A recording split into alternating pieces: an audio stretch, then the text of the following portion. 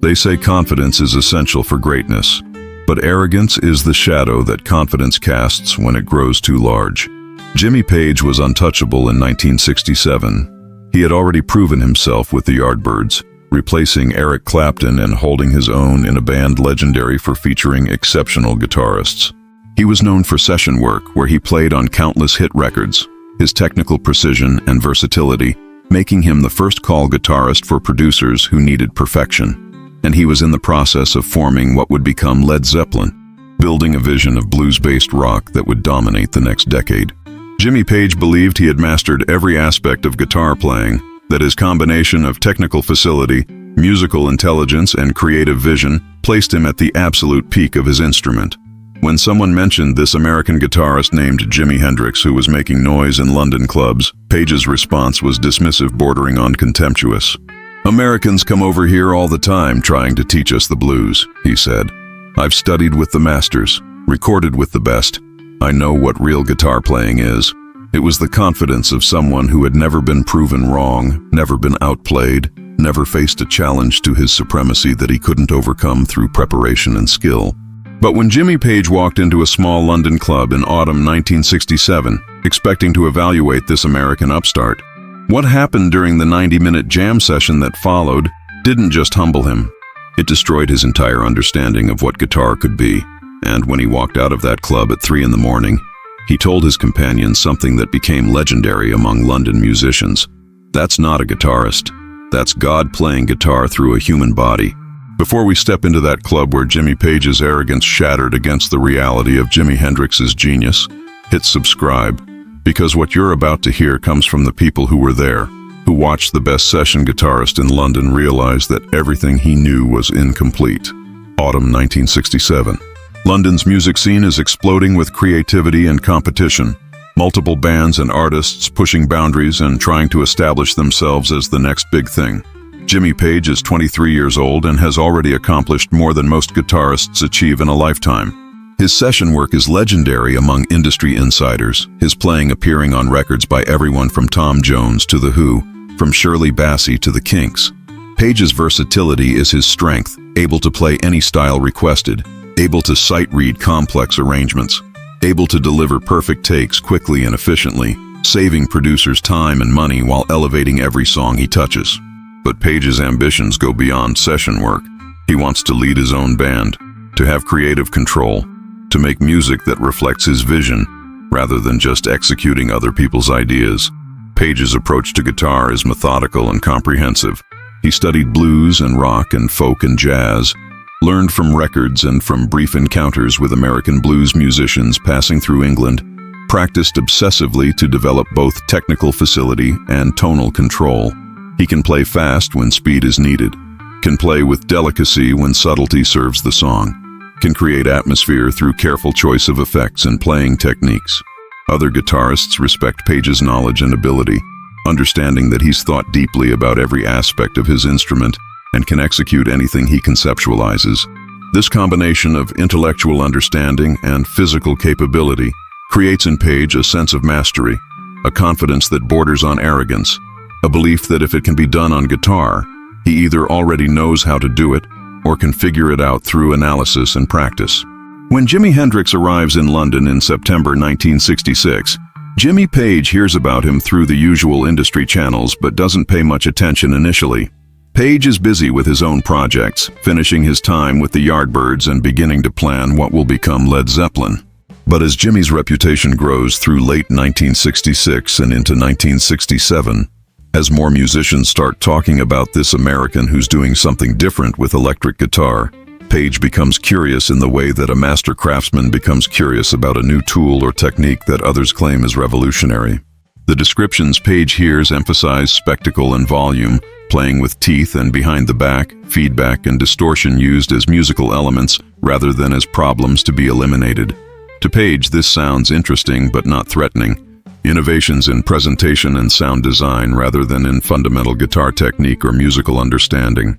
The encounter between Jimmy Page and Jimi Hendrix happens through the interconnected London music scene where musicians frequently cross paths at clubs and sessions and parties. Page is at a club in Soho where several musicians have gathered for an informal jam session. the kind of event that happens regularly where professionals play together without structure or planning, just for the pleasure of making music outside commercial pressures. Someone mentions that Jimi Hendrix is coming, that he's bringing his guitar, that it might be interesting to see what he does in a jam context rather than in his rehearsed stage show. Page's response, remembered by several people who were present, is that it will be educational to hear what this American has actually learned about blues guitar, that the spectacle is one thing but real playing is another. Jimi arrives around 11 at night with his white Stratocaster, dressed in his characteristic flamboyant style that immediately marks him as operating in a different aesthetic universe than the relatively conservative appearance of most London session musicians. The club is small and crowded, maybe 75 people total, including musicians and audience. The atmosphere casual and friendly, people drinking and talking. The stage available for anyone who wants to play.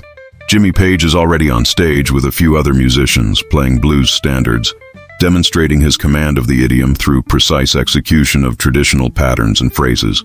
When Jimmy walks in, someone invites him to come up and play, to join the jam, to show what he's got.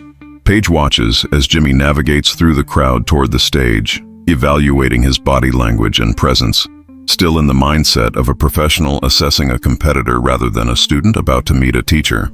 They start playing together, Page and Jimmy in a rhythm section, working through a standard 12-bar blues progression in a key that any competent blues player knows instinctively.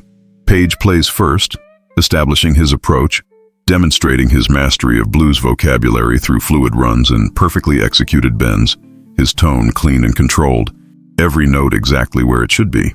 It's textbook blues playing elevated by Page's superior technique, the kind of playing that shows deep understanding of the tradition combined with the ability to execute it flawlessly. The audience appreciates it, the musicians on stage nod approval, and Jimmy Page is comfortable and confident, doing what he does best, demonstrating why he's considered one of London's finest guitarists. Then Jimmy starts playing, and within 30 seconds the atmosphere in the club changes completely. Multiple witnesses who were there later described this transition using similar language, talking about how the air seemed to thicken, how attention focused and intensified, how the casual jam session feeling transformed into something more serious and profound.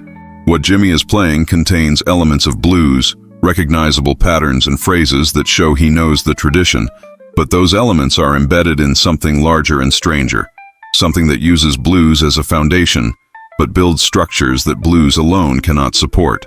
He's creating sounds that shouldn't come from a standard electric guitar, using feedback not as accident but as melody, manipulating his instrument's controls and his amplifier settings in real time to generate tones that seem alive and unpredictable, playing with a physical intensity that makes the guitar appear to be fighting back against him, even as it submits to his will. Jimmy Page stops playing. His hands go still on his guitar and he just watches and listens, his expression shifting from confident to confused to something that witnesses described as disturbed or even frightened, as if he's hearing something that challenges fundamental assumptions about reality rather than just about music. The other musicians on stage continue for a while, but gradually they too stop playing, unable to maintain their parts while processing what Jimmy is doing, unable to find ways to complement or support something so complete and self-contained that it doesn't need accompaniment. Eventually it's just Jimmy and the drums, and then just Jimmy alone, the rhythm section having dropped out, the club completely silent except for the sounds coming from Jimmy's guitar, sounds that seem to contain multitudes, that feel like they're coming from somewhere beyond the physical instrument in his hands. Jimmy plays for approximately 20 minutes in this solo context, moving through different moods and textures, demonstrating not just technical facility but musical vision that encompasses blues and rock and jazz, and sounds that don't have names because they've never existed before this moment. He plays passages that are impossibly fast, his fingers moving at speeds that make Jimmy Page's precision playing look slow and careful by comparison. But the speed isn't the impressive part, or rather it's impressive only as a component of something larger, because Jimmy is using that speed to create dense harmonic and melodic structures that would normally require multiple guitarists playing orchestrated parts. And he's doing it all alone in real time with no preparation or arrangement, just channeling sounds from his mind through his hands, through his instrument into the air where they hit the audience like physical forces. When Jimi finally stops playing and looks up as if surprised to find himself in a club with people watching, the silence continues for several seconds. Then someone starts applauding and others join, and soon the whole club is cheering and whistling, the kind of response that goes beyond appreciation of technical skill into recognition that something significant just happened, that they witnessed not just excellent musicianship but a revelation about what music can be. Jimmy Page doesn't join the applause immediately. He's sitting on a stool on the stage, his guitar still in his hands, his expression showing what multiple witnesses described as shock mixed with something like grief, the look of someone whose entire identity has just been called into question. After the applause dies down, someone suggests they play together again, that Page and Jimi should trade solos properly, give the audience a real show.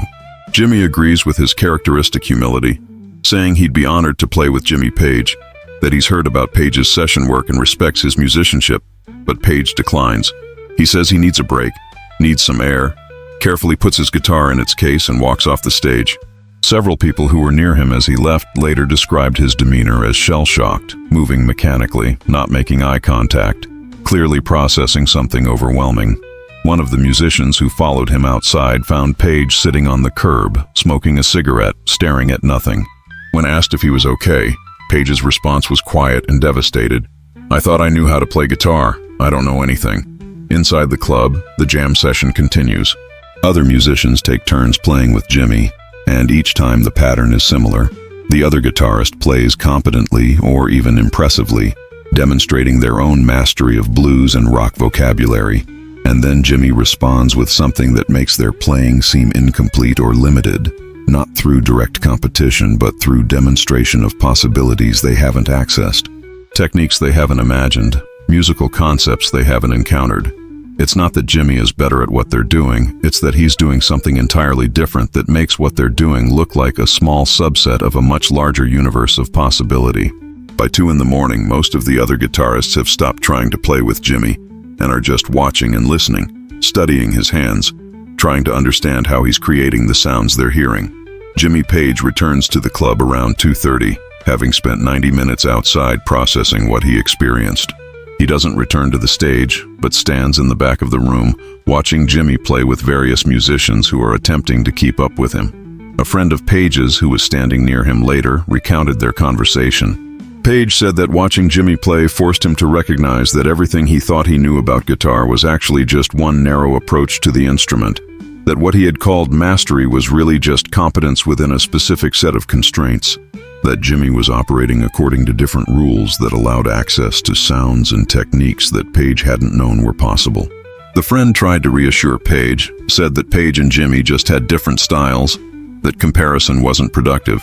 Page rejected this reassurance, said it wasn't about different styles, it was about different levels of understanding, that Jimi understood guitar in ways that Page didn't and probably never would, that watching Jimi play was like discovering that the instrument Page had devoted his life to mastering was actually just one limited version of a much larger instrument he'd never seen before. Around 3 a.m, the jam session breaks up, musicians packing their instruments and heading home, conversations animated about what they just witnessed.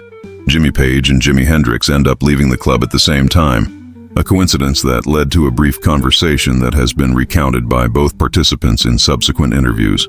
Jimi, unaware that he'd just destroyed Page's confidence, thanked Page for letting him sit in, said he enjoyed playing with such skilled musicians. Page's response, which he repeated in interviews decades later, was honest to the point of being raw. He said that Jimi didn't sit in, Jimi took over, that what Page witnessed wasn't someone joining a jam session, but someone revealing what a jam session could actually be if participants had access to the full possibilities of their instruments. Jimi seemed confused by this intensity, tried to downplay his playing as just messing around, just trying different things. But Page wouldn't let it go, said that what Jimi did wasn't messing around. It was mastery so complete that it looked like improvisation, technique so advanced that it appeared effortless, genius that couldn't be learned or imitated because it came from understanding that went beyond teachable knowledge. The encounter between Page and Jimi became legendary in London music circles. By the next day, multiple versions of the story were circulating, each emphasizing different details, but all agreeing on the core fact. Jimi Page, The untouchable session guitarist, the technical master, the man who could play anything, had been so overwhelmed by Jimi Hendrix's playing that he couldn't continue, that he had to leave the stage, that he spent the rest of the night watching and trying to comprehend what he was witnessing. Some versions claimed Page cried, others said he smashed his guitar in frustration. Still others reported that he quit playing for a week. These embellishments weren't true, but they reflected the genuine truth that something profound had happened, that a hierarchy had been established, that Jimi Hendrix had demonstrated abilities that placed him in a category separate from even the best guitarists in London.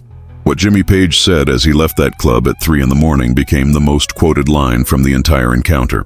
Walking to his car with a friend, still processing what he'd experienced, Page tried to articulate what Jimmy's playing represented. His conclusion, delivered with the finality of someone stating an undeniable truth, was simple and absolute. That's not a guitarist. That's God playing guitar through a human body. The friend who heard this line repeated it to other musicians, and within days it had spread throughout London's music community, becoming shorthand for the unbridgeable gap between Jimmy's abilities and everyone else's. Recognition that what Jimmy did transcended normal categories of skill or talent and entered territory that seemed supernatural or divine. The impact of this encounter on Jimmy Page's development as a musician is documented in interviews and in the evolution of Led Zeppelin's music. Page has spoken about that night in various contexts over the decades, always emphasizing that it forced him to completely rethink his approach to guitar, that it made him realize that technical mastery alone wasn't enough, that innovation required willingness to abandon constraints and explore possibilities that seemed impossible according to conventional understanding. The heavy, atmospheric, experimental elements that characterize Led Zeppelin's sound, particularly on later albums, show evidence of Page trying to incorporate lessons from watching Jimmy, trying to push beyond blues rock conventions toward something more ambitious and boundary-breaking. Whether Page succeeded in accessing the kind of territory that Jimmy inhabited naturally is debatable, but the attempt itself, the recognition that there were levels beyond what he'd achieved, came directly from that autumn night when his arrogance shattered against the reality of genius. Other musicians who were present at that jam session later spoke about it in interviews and memoirs, and their accounts are remarkably consistent. They describe Jimmy Page's visible confidence evaporating as Jimmy played, describe the way Page's playing became tentative and uncertain after hearing what Jimmy could do, describe the atmosphere of revelation and recognition that filled the club as everyone present understood they were witnessing something historically significant. Several musicians said that the encounter changed how they thought about their own playing, made them realize that the ceiling they thought existed on guitar was actually just a floor, that above it were levels they'd never imagined. Some found this liberating, permission to experiment and take risks. Others found it devastating, recognition that they would never reach the heights that Jimmy had shown were possible. Jimi Hendrix characteristically never spoke publicly about the encounter with Jimmy Page, never used it for promotional purposes, never claimed to have outplayed or humbled anyone. When asked about other guitarists in interviews, Jimmy consistently expressed respect and admiration, particularly for British players like Page and Clapton and Beck, saying he learned from listening to them, that their command of blues and rock influenced his own development. The fact that he could make the best of them feel inadequate while remaining humble and respectful about his own abilities was part of what made other musicians revere him. Recognition that his genius came with grace, that he understood what he could do but didn't need to assert superiority or diminish others to establish his own greatness. The phrase "God playing guitar through a human body" became permanently associated with Jimi Hendrix, repeated in countless articles and books and documentaries about his life and music. Music critics and historians used Page's quote as evidence of Jimmy's transcendent abilities, his capacity to make even master guitarists feel like beginners, his demonstration that technique and knowledge alone couldn't account for what he did, that some element beyond teachable skill was operating through him. Theological and philosophical discussions of artistic genius often cite Jimmy as an example of talent that seems to come from beyond the individual, channeled rather than created, divine inspiration made manifest through human action. Whether these interpretations are accurate or just romantic mythology is impossible to prove, but they reflect the genuine bewilderment that musicians felt when confronting the gap between Jimmy's abilities and their own. The autumn night when Jimmy Page walked into a London club thinking he was untouchable and walked out calling Jimi Hendrix.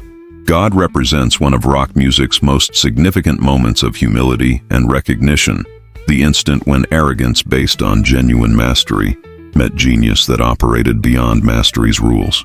Page learned that night that confidence must be tempered by awareness that there are always levels beyond your current understanding, that claiming untouchability invites the universe to prove you wrong, that real wisdom comes from recognizing how much you don't know rather than from pride in what you do know.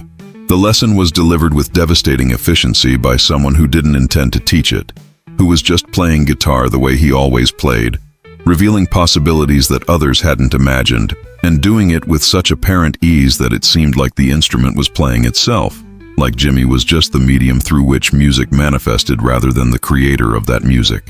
When you listen to Led Zeppelin's music, particularly their more experimental and atmospheric work, you can hear echoes of that autumn night in 1967, Jimmy Page trying to incorporate lessons from watching Jimi, trying to push beyond conventional blues rock toward something that accesses deeper mysteries and stranger territories. Whether Page ever reached the level that Jimi inhabited naturally is something that music historians debate, but the attempt itself, the willingness to evolve beyond the technical mastery he'd already achieved, shows that he understood what that night revealed. That greatness is not a destination where you arrive and stop, but a direction you pursue knowing you'll never reach the end, that there are always further heights, and that the greatest artists are those who recognize this and keep climbing rather than declaring themselves untouchable and refusing to look up at the peaks beyond their current position.